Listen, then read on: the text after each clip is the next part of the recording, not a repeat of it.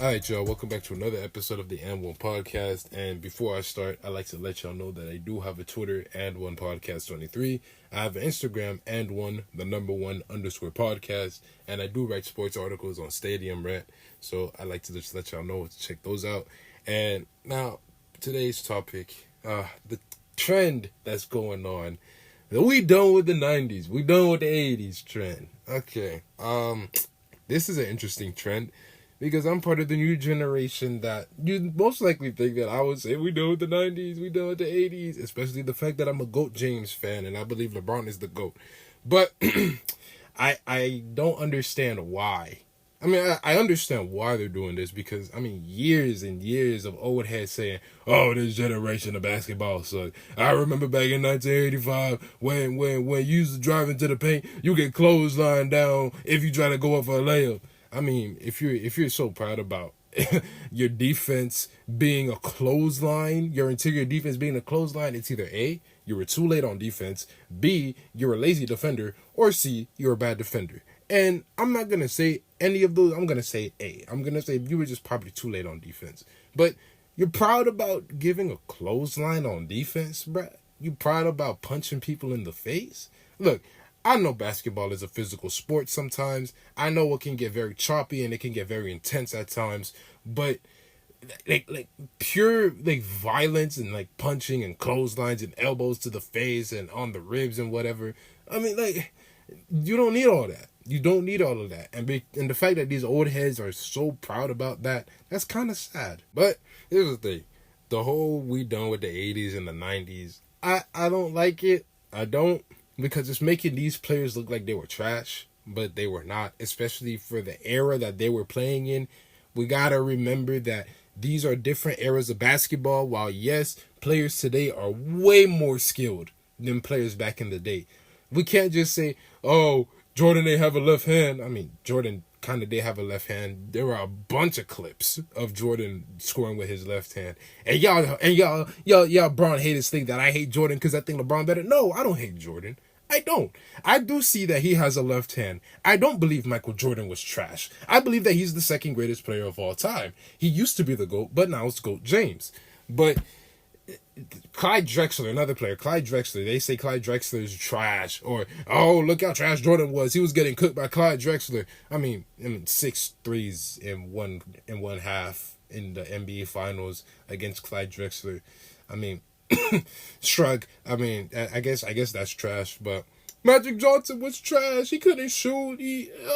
I mean, when you are one of the all-time leaders in assists and you have the highest assist per game average for a career, yeah, that's pretty trash. And I want to go back to the defense real quick. Yes, the defense was way more physical. Yes, defense today is not as good, or I want to say not as good, quote unquote, as defense back in the day.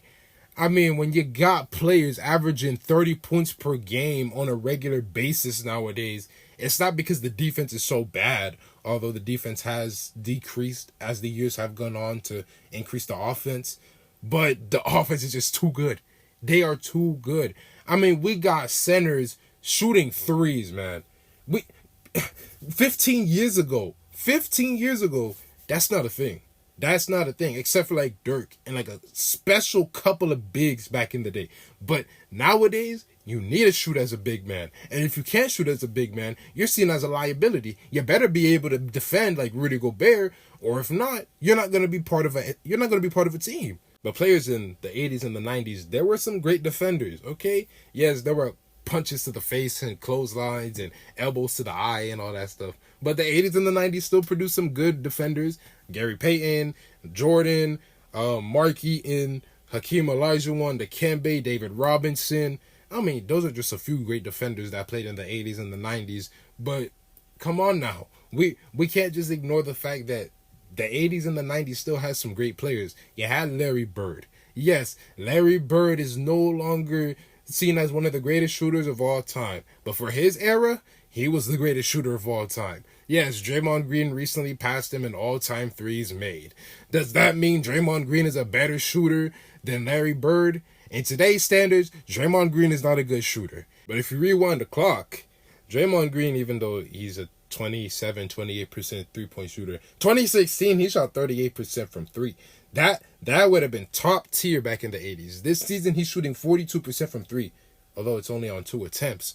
But in the 80s and the 90s, they weren't shooting that many threes. So even though it was only 2 attempts per game this season, that 42% is still very impressive for a time like the 90s and the 80s. The most threes that Larry Bird attempted in his career was 3.3 attempts per game. He attempted that's the most in his career. And that was in 1991. And he only played 60 games. So in an 82-game season, the most threes this man attempted in an 82-game season was about 2.4 threes per game. But because that's 82 games, let's go to like a 75-game season that he played. The second most threes he made, because he played 76 games in 1988, was 3.1. 3.1 threes attempted per game. That's how many threes guys are making nowadays on like 5, 6, 7 attempts per game. And this man was only attempting 3. Yes. By today's standards, Larry Bird wouldn't be as an impressive shooter because he's not attempting that many threes.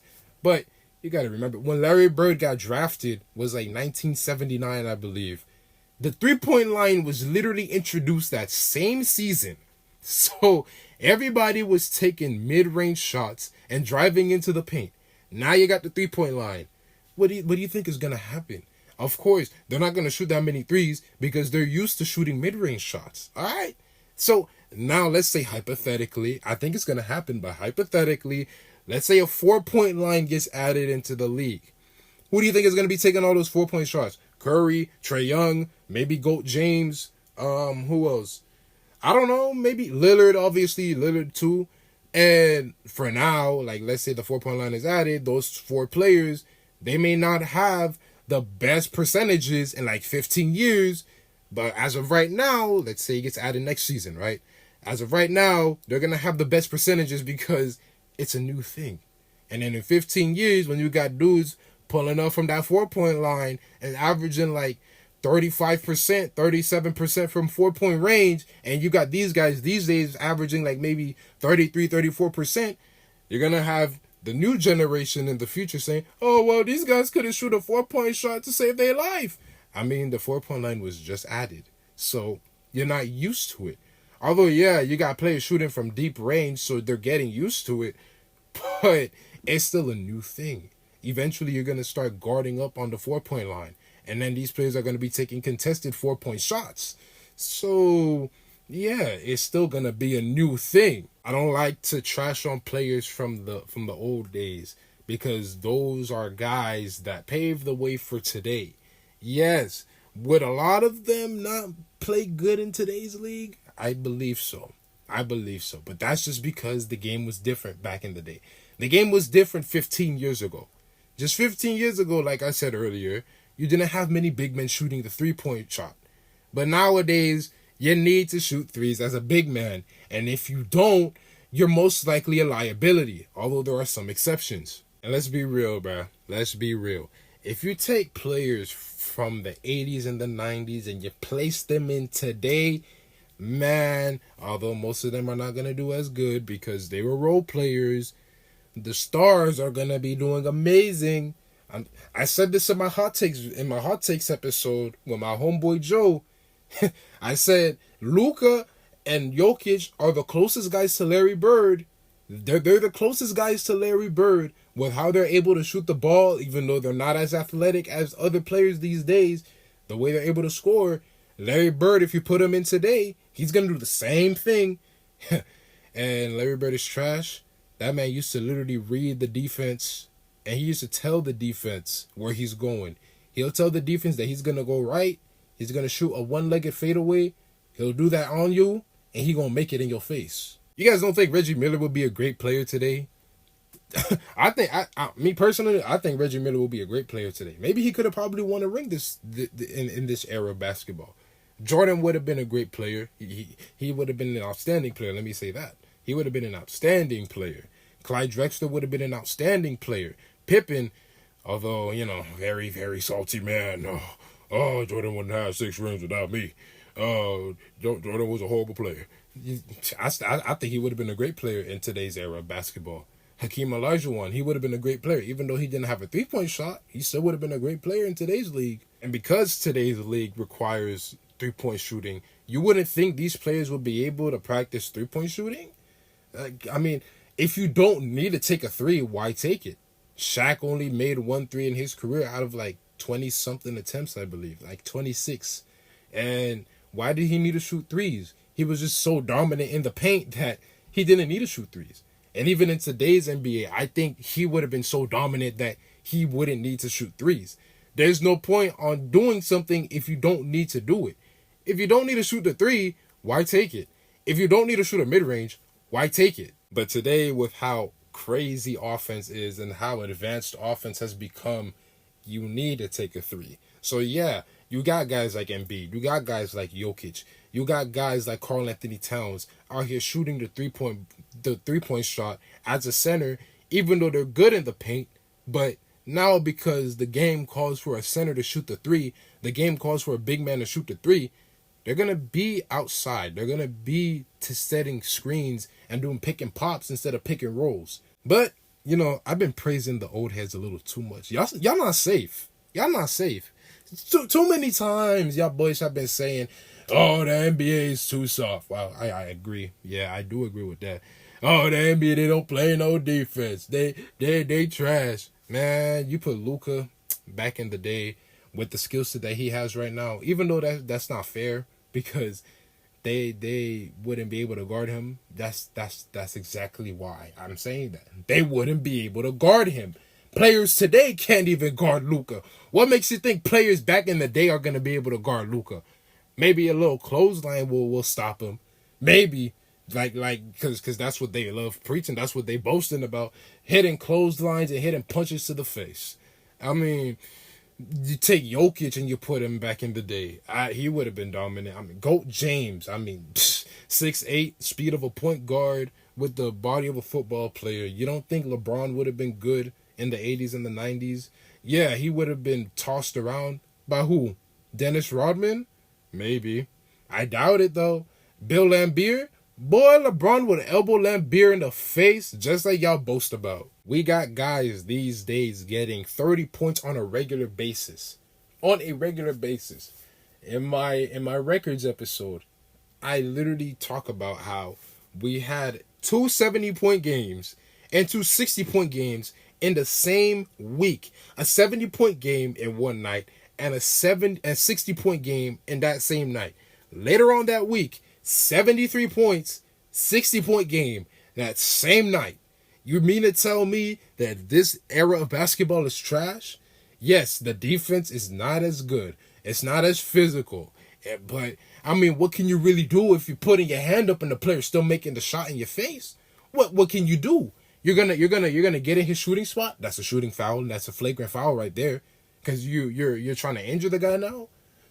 I mean, what can you really do? Last season, the top five leading scorers were averaging at least 30 points per game. So what can you do? You're not punching anybody these days because the rules are not gonna allow that. Because you punch somebody, you're getting ejected and you're getting suspended for a good couple of games. I mean, Rudy Gobert got choked out by Draymond Green. That man got put in a sleeper hold. And Draymond Green got suspended indefinitely. I mean, stomping on Sabonis, and he was out the game. Let's see, what was it? The spinning back fist on Yusuf Nurkic, suspended indefinitely. What are these players today gonna do? I said today. What are these players in the 80s and the 90s gonna do? If they can't even punch, if they can't even do clotheslines, not to say that they weren't good defenders, because I still believe they were good defenders, but if you're not gonna be able to be as physical as you were in your time, what are you going to be able to do? You got guys like Kyrie being shifty point guards, all these beautiful handles, the greatest ball handler of all time, in my opinion. And I think a lot of people would agree on that. But once Kyrie passes you, what are you gonna do? You gonna push him? You gonna push him because he passed you? It's not that you're a bad defender, it's just that the offense is too good. You're not gonna be able to guard Kyrie. Maybe on some possessions, somebody will be able to guard Kyrie. but not every possession, because that ain't happening. Because he gonna go left, then he gonna go right, then he gonna spin, step back, snatch back, sham guard, spin move, layup, spin move, step back, mid range shot. He just got that bag. He just has that offensive bag. One of the most skilled offensive players of all time. He literally had players who had roles of just being a nuisance and a menace on the court. Those were their roles, okay? And if you can't even be like that today, the closest you get is Dylan Brooks. And all he does is trash talk. That's it. He just gets in your head. But now you can't do no wrestling moves anymore. You can't do that. So the most you can do is get into somebody's head. Because now if you do your wrestling moves, you're getting suspended and you're going to get titled as a dirty player. And I don't think that these players care about that title. But they're not doing anything, man. They're not stopping these guys these days. And it's only a matter of time until we get another player that just that breaks them. I mean, Victor Wembanyama is breaking the NBA right now. But we're going to get another player that breaks the NBA. We're going to get more players that break the NBA. And as time goes on, soon, unfortunately, this era of basketball is going to be looked down upon. They're going to say this era is trash. They're going to say Victor Wembanyama couldn't do anything if I was playing in the league. Man, we got Unc over here. He out here boasting about he would have been in the league. Man, oh, God. If I ain't done my ACL back in 1985, I would have been going to Michael Jordan. I would have been locking that man up. I would have been locking up Magic Johnson. I would have been locking up Larry Bird. But Michael Jordan, the greatest player of all time. But even if I was locking him up, he still would have been the GOAT. LeBron's the GOAT, by the way. Oh, hell no, LeBron not no GOAT. LeBron ain't no GOAT. 6-0. I mean, having a check got 8-0, but okay. In conclusion, I like to say this. The greatest players of today, they would be way too good for the 90s and the 80s. The greatest players from the 80s and the 90s, they'd be able to fit in during today's NBA, especially being able to adapt. So I like to just say that this whole we done with the 80s and we done with the 90s debate is trash, it's stupid, because you look on one side, there were great players back in the day. You look at today, there are great players today. And these are two different eras of basketball that we're talking about. And I mean, if we done with the 80s and the 90s, what about the 70s and the 60s? Are we going to say Kareem is trash now? I mean, Kareem got the most MVPs. 6 MVPs. He used to be the all-time leading scorer until GOAT James passed him. For the longest time, by the way, he was the all-time leading scorer for 30-plus years, too. Wilt, I mean, a lot of people say Wilt is overrated. And maybe he's a bit overrated, but we're going to devalue his records, like that 100-point game. We're going to devalue that 55-rebound game, 27.2 rebounds per game, 50 points per game in the season. We're going to devalue that now.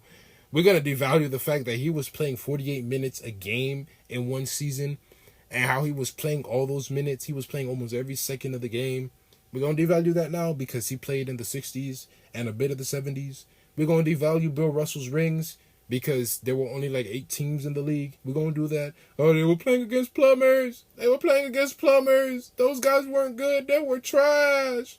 I mean, in today's standards, I don't think any guys from the 60s would be able to, mold in today's NBA. But at that time, those guys were really, really good. I mean, another guy that I don't hear anybody talk about is Pete Maravich. I think Pete Maravich will actually be pretty good in this era of basketball.